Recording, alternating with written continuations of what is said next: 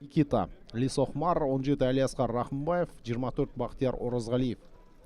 Жартылай қорғаушылар және шабуылшылар 13 нөмір Давид Заречный команда капитаны. Әлі ұзаған жоқ топ. Қайтада Никита. Қақпаға соққы.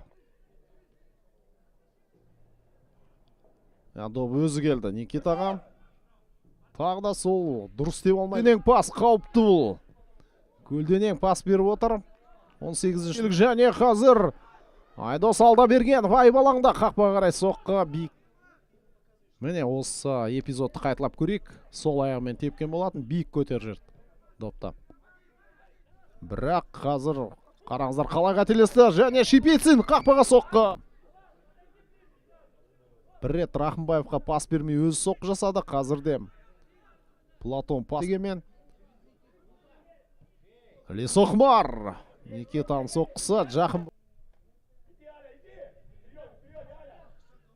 Бер қапталған Маратов айбалана пас және өкшемен тебуге тырысты. Маратовтың пасы өте жақсы пас негізі.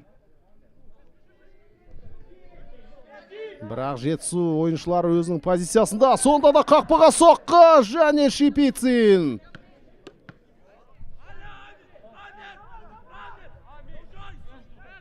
Сәл ғана биік кетті доп қақпадан. Солай.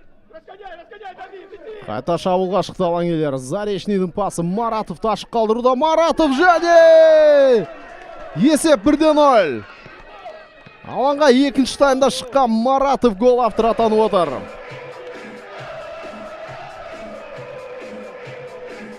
Бірден суретке түсіп үлгерді. Ашық қалдырып отыр қапталды.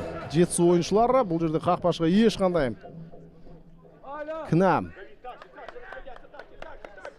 Тамада әзірге бірақ командалас көмекке келді. Қақпаға соққы. Қор жасаған 20 нөмір Дінмұхамед Жақыпов. Ол да ойынға. Қақпаға соққы. Допты ұстап қалды қақпашы.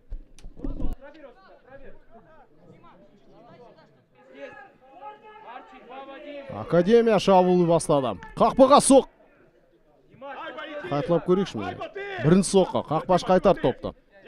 Одан кейін допты жерге түсірмейді. Заречный соққы жасады.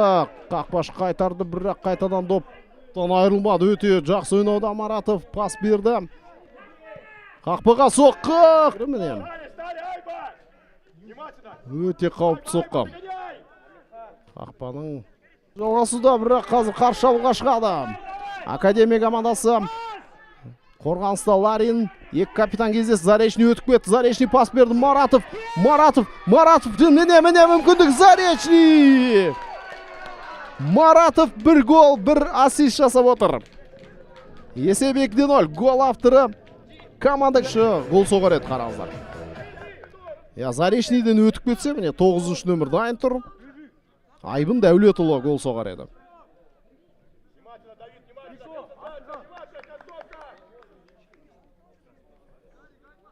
Бұл жерде болды.